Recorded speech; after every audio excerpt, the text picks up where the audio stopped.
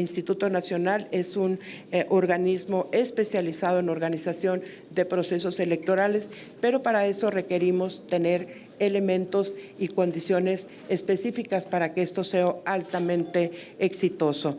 Cuando alguien dice proceso electoral junto con lo que ya hacemos, inmediatamente en el INE empezamos a pensar en el tamaño del paquete, en el tamaño de las bodegas, en de qué tamaño es la boleta que vamos a tener, cuáles son las características que vamos a tener. Pesa más para un responsable de presidir una mesa directiva de casilla. Vamos a tener funcionarios electorales, ¿cuántos funcionarios vamos a tener por casillas? Vamos a instalar el mismo número de casillas de un proceso electoral como el que acabamos de vivir. ¿En qué nos podemos basar para definir cuántas casillas vamos a instalar en el territorio? ¿Vamos a irnos por un proceso exactamente igual al que recientemente vivimos o vamos a definir otro tipo de mecanismos? ¿Vamos por el uso de las nuevas tecnologías para reducir tiempos en el tema de la votación o nos vamos a quedar en la parte en la que en este momento nos encontramos? ¿Será en su totalidad? ¿Será gradual? Todo eso no es una pregunta ni siquiera de carácter político de parte del Instituto Nacional Electoral. Es una pregunta de carácter operativo, porque eso define, en principio, el número de casillas, insisto, el número de funcionarios por casilla, en los lugares en los que estaremos instalando las casillas, pero además define porque define el tema presupuestal, porque el presupuesto no es caprichoso, no es a lo que se nos ocurra, es definitivamente lo que genera la posibilidad o no de llevar a cabo un proceso electivo de esta magnitud. Por otro lado, esta iniciativa, siendo la primera en presentar una reforma de este calado, entiendo que el compromiso para el Instituto Nacional, porque se menciona en la iniciativa y es por eso que estamos sentados el día de hoy aquí, que es el INE el responsable de llevar a cabo este proceso electoral. Y esta iniciativa es la primera ocasión que se implementaría en nuestro país. La responsabilidad es mayúscula. No podemos fallarle a ningún ciudadano que ya ha aprendido a votar. El diseño de la boleta electoral, ¿cuál va a ser? ¿Cuántos candidatos vienen en una boleta?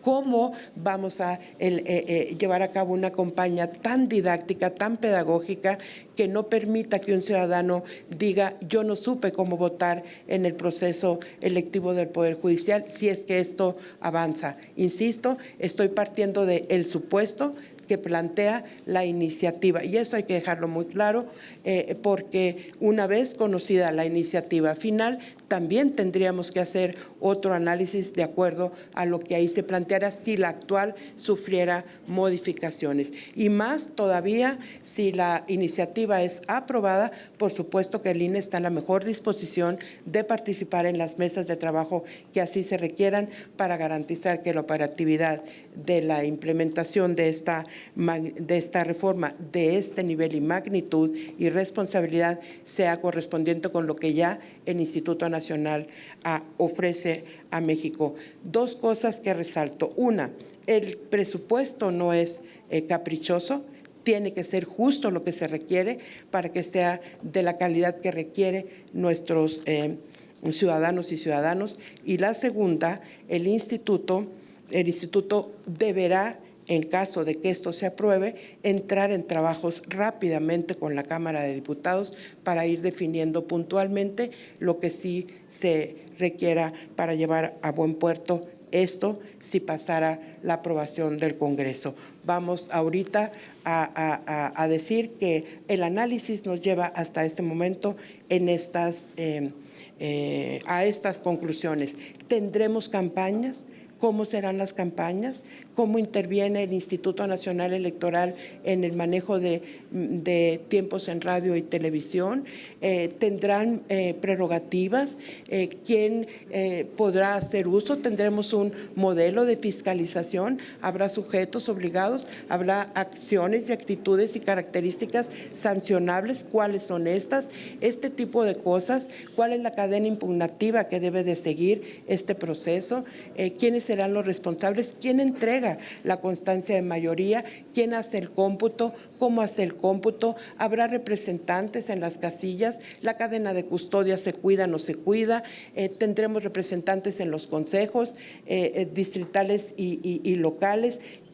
Con todos esos interrogantes, nos quedamos y decimos, una vez que tengamos claridad en todos estos procesos, el instituto, por supuesto, como siempre, podrá garantizar un proceso electoral transparente, altamente efectivo, con una campaña adecuada que se ajuste a las necesidades y a lo que está planteando, y seguramente en un futuro estaremos recibiendo los impactos correspondientes en el Sistema Nacional de Elecciones de nuestro país. Y esa es la parte más importante para el instituto, porque el instituto no forma parte de una fuerza o de otra fuerza política, solamente nos dedicamos a organizar elecciones, y en la parte técnica y operativa es donde estamos en este momento situados, haciendo todos estos, que espero que sean aportaciones que nos permitan profundizar en el análisis de alguna parte de esta iniciativa y que nos considere los tiempos suficientes. ¿Cuánto tiempo dura una campaña? ¿Por qué dura eso? ¿Cómo nosotros vamos a iniciar el proceso? ¿Cuándo se cierra ese tipo? ¿Cuánto tiempo tenemos para hacer el cómputo? El cómputo se hace en la casilla y después en la oficina distrital. Estas cosas que sí hacemos en el proceso electoral para el poder ejecutivo y legislativo, como entonces las trasladamos al proceso electivo del Poder Judicial, y vuelvo a poner por encima los dos grandes derechos, el derecho político electoral de todo ciudadano mexicano y el derecho de acceso a la justicia en igualdad de condiciones, y por eso es que estas reflexiones dejamos hoy en la mesa de ustedes para su análisis. Sin justicia, señoras y señores, no hay libertad. Y la base de la justicia no puede ser otra que el equilibrio entre los derechos de los demás con los nuestros. He aquí resuelto el problema de la ciencia social. Podría pensarse que tales advertencias hubieran sido formuladas por las luces de quienes nos han antecedido en estos foros de diálogo nacional. No, fueron proclamadas por quienes integraron el Congreso que nos dio al Estado mexicano. Fueron proclamadas por quienes han signado sus nombres y sus firmas en letras de oro en las paredes nacionales. Por Miguel Ramos Arizpe, por Carlos María de Bustamante, por José María Izazaga, Ignacio Rayón, Fray Servando Teresa de Mier, Manuel Crescencio Rejón, Valentín Gómez Farías, entre otros muy ilustres redactores de la primer constitución que tuvimos nosotros en el país de 1824. Considero que la iniciativa que hoy discutimos no supone un cambio estructural e integral susceptible de resolver los problemas que aquejan a la impartición de justicia en nuestro país. Sin embargo, partiendo de que en este y en otros foros se ha presentado al voto popular como un planteamiento irreductible, me centraré en proponer algunos ajustes a esa figura. Hablemos con responsabilidad. El método de elección por votación directa de personas nominadas por los poderes de la Unión resolverán la inaccesibilidad, el rezago y los casos de corrupción en el Poder Judicial. La votación popular de esa lista políticamente selecta de personas permitirá que la ciudadanía acceda más fácil y con menos costo a una justicia cercana, sustantiva e imparcial. La respuesta para mí es negativa. La reforma apunta a un objetivo loable, reconozcámoslo todas y todos, que acceder a la justicia es hoy en día costoso, tardado y en algunos casos imposible. Ahora bien, no gastemos los recursos del Poder Judicial en una reforma que, como está planteada, politiza los nombramientos y convalida que se acceda a la impartición de justicia de las personas cercanas al poder y no forzosamente las personas trabajadoras, discretas y talentosas. Y que no se malentienda mi postura. Comparto con el señor presidente de la República cuando afirma que el pueblo es sabio y que el pueblo sabe elegir. Sin embargo, las y los mexicanos elegiremos entre listas políticas, entre personas cuya virtud principal fue saberse acercar al poder. Y en ese punto es que convendría preguntarnos cómo y a qué costo se empatarían las cartografías electorales con las judiciales, cómo y a qué costo se empatarían las lógicas partidistas con las judiciales. Tanto hemos repudiado el enorme costo de las elecciones para ahora multiplicarlo. Tanto hemos criticado el nombramiento politizado de las y los ministros para ahora generalizarlo. Tanto hemos repudiado el amiguismo para ahora trasladarlo al Poder Judicial. Invirtamos más en personas juzgadoras, en más capacitación, en más contrapeso, no en politizar la vida judicial. No convirtamos, señores, las boletas electorales en una revalidación del influyentismo. Este problema nuclear en la iniciativa, no se resuelve con el escalonamiento en su implementación. No deberíamos mantener a jueces y magistrados en el corredor de la muerte violando sus derechos humanos. Ahora, partiendo de que el voto popular se ha planteado como un irreductible hecho, yo tendría una propuesta concreta: que el voto popular permita evaluar el desempeño de las personas juzgadoras. Usemos las urnas para decidir si los jueces y magistrados han realizado satisfactoriamente su trabajo y que, por tanto, deban de permanecer en el cargo o bien deban de ser removidos. El voto popular no debe de ser una herramienta para convertir a los amigos del poder en jueces o en magistrados. Al contrario, el voto popular sí puede servir para premiar o incluso para castigar a jueces formados en la carrera judicial y así responsabilizarlos frente a la sociedad. Existe evidencia empírica que demuestra que no hay diferencia en la legitimidad entre los poderes judiciales elegidos por voto popular y los nombrados, ¿no? Entonces, no ganaríamos legitimidad porque se han hecho muchos estudios comparando qué legitimidad tiene al que nombró el presidente y confirmó el Senado y que por el que votaron. No existe diferencia. Otro punto es la diversidad. Tampoco se observa que haya mayor diversidad en aquellos tribunales en los que se elige por voto popular a las personas, a los juzgadores, que en aquellos en los que se nombra. Y esto también es muy diciente, ¿no? Porque ese sería otro argumento para defender que votemos por los jueces. A partir de 1995, jueces y magistrados han sido designados mediante concurso cerrado en el que solo pueden participar personas que ya laboran en el Poder Judicial.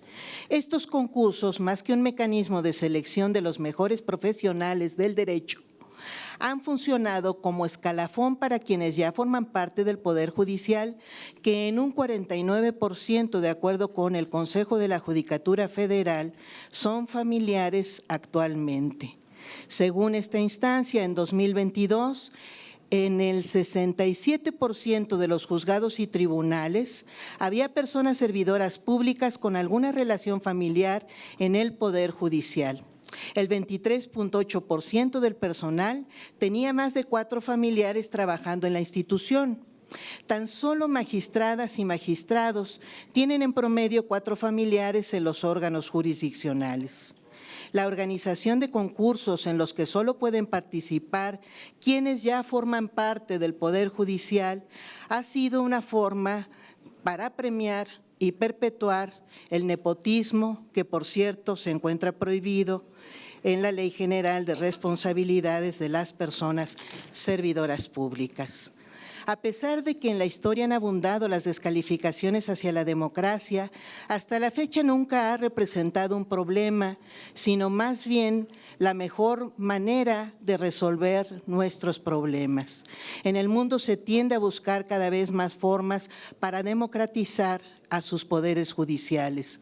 En Japón los ministros están sujetos a revocación popular, en Suiza los jueces de los cantones son electos por la ciudadanía, en Estados Unidos 43 de los 50 estados de la Unión eligen a sus jueces de sus supremas cortes.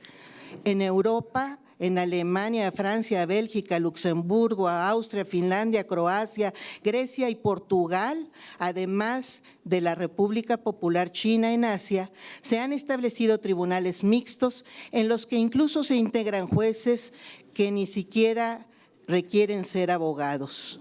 En algunos casos son elegidos popularmente y en otros son insaculados de los listados generales electorales. Amigas, amigos, yo creo que solo los tiranos deben temer a la democracia. En una república soberana, democrática, popular como la nuestra, la democracia es la única forma en que el pueblo realiza plenamente su soberanía. Hay dos tipos de juzgadores que todos conocemos, los buenos jueces, buenos y propios jueces, y los juzgadores que han caído en la corrupción, han caído en la perversión de la profesión judicial. Y hay millones de pruebas cotidianamente, tengo más de 40 años litigando y defendiendo casos de derechos humanos y casos de vulnerables de la población civil, y todos ellos coinciden en que hay una gran crisis por la gran corrupción y la gran impunidad en el Poder Judicial. Hablan de sus orígenes y formación, no lo discuto, dicen ser de clase media, que no son conservadores, pero yo diría que sí lo son por sus orígenes precisamente. Entonces, pues a confesión de parte, ¿verdad? Pues no tenemos nada más que decir, ¿verdad? Pero generalmente la justicia en México está a la venta y se apadrina y se defiende a los poderosos en las mismas oficinas judiciales. Mejorar y degradar no son sinónimos, aunque ambos procesos puedan comenzar con una reforma. Si el resultado de esta reforma presentada el 5 de febrero es poner en mayor peligro a la independencia judicial, entendida como la capacidad de emitir fallos imparciales, basados exclusivamente en el derecho y en los hechos, sin estar sujeto a influencias externas, si esta iniciativa se transforma en una reforma que pone en mayor peligro, entonces no se habrá mejorado nada, pero sí se habrá destruido varios elementos valiosos que tardaron más de 30 años en construirse. Con pleno respeto a lo que determina el Poder Revisor de la Constitución, me permito adicionar a mi propuesta original con un artículo transitorio para que se establezca que tanto magistradas, magistrados de circuito, juezas, jueces de distrito actualmente en funciones, participen en una jornada electoral de revocación del cargo dentro de la circunscripción electoral en donde se desempeñan, a fin de que se les revoque su nombramiento, si así lo determina la mayoría de la ciudadanía, dentro de una participación de al menos del 40% de las personas inscritas en la lista nominal de electores que corresponda, que es el porcentaje previsto constitucionalmente tratándose de la revocación del mandato de presidente de la República, o bien el porcentaje que esta soberanía considere conveniente. Esta es una primera propuesta, ya que si a las personas juzgadoras no se les revoque el cargo y si además ya se encontraban ratificadas, conservarán sus nombramientos por todo el tiempo por el que fueron designadas, y en cambio las no ratificadas continuarán ejerciendo el cargo en los términos de la iniciativa por un lapso de 9 años, quedando en aptitud de participar en la subsecuente elección. Esto con relación a los magistrados ratificados y no ratificados. Quienes han servido a la justicia merecen también ser tratados con justicia, porque ellos es una garantía de respeto a los derechos de la ciudadanía. Como segunda propuesta, y con el objeto de no interrumpir la carrera judicial de los secretarios, actuarios y demás trabajadores instituida en el párrafo 7º del artículo 100 de la Constitución, propongo que a quienes ya se encuentran laborando en los diferentes órganos jurisdiccionales se les permita acceder a los procesos de elección popular en forma prioritaria, siempre y cuando cumplan los demás requisitos previstos en el artículo 97 de la iniciativa constitucional. Y finalmente, para una transformación de fondo en el Poder Judicial Federal, me permito presentar la tercera propuesta como acción afirmativa, que la primera elección popular de quienes habrán de integrar la Suprema Corte de Justicia de la Nación, los tribunales colegiados y juzgados de distrito, se postulen exclusivamente a mujeres para lograr su mayor presencia en los órganos de impartición de justicia. El agravio social que existe respecto al Poder Judicial, tanto federal como local, a las fiscalías, a las policías, etcétera, el nepotismo, el gremialismo fuerte, los concursos cerrados, las retribuciones en contra del artículo 127 de la Constitución, las decisiones contra lege, cuando se han otorgado suspensiones con efectos generales en materia de amparo, de acciones, de controversias constitucionales, la oposición al actual gobierno, como nunca se había opuesto el Poder Judicial a algún gobierno, que ha hecho de nuestra Suprema Corte una tercera cámara legislativa, invalidando importantes leyes aprobadas por el Congreso de la Unión, y una percepción pues muy negativa de que es una Corte, de que es un Poder Judicial que resuelve a favor de los grandes intereses económicos, ¿no? Para que conglomerados, empresas como Televisión Azteca no paguen los impuestos, o para favorecer a grupos económicos del extranjero, a la empresa Iberdrola, respecto a las impugnaciones que hubo en materia o respecto a la ley de la industria eléctrica. No comparto que este sea el método adecuado para este tipo de designaciones, básicamente por tres razones.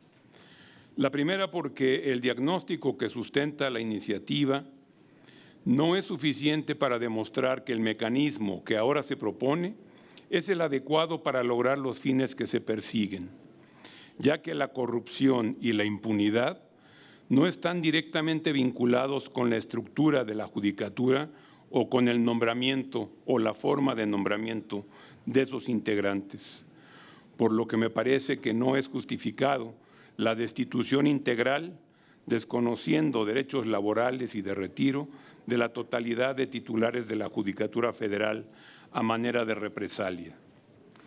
La segunda, porque se ha denostado a la Judicatura Federal, afirmándose que somos corruptos y que servimos solo a determinados grupos privilegiados. Quienes hemos sido formados en la carrera judicial, estamos conscientes que nuestras resoluciones siempre se generan en medio de un conflicto y que finalmente la parte que no obtiene lo que pretendía queda insatisfecha y molesta con quien juzga, atribuyendo esa decisión desfavorable no a la falta de elementos probatorios o argumentativos para obtener su objetivo, sino frecuentemente se recurre a la descalificación del o la juzgadora, atribuyéndole deshonestidad o ineptitud.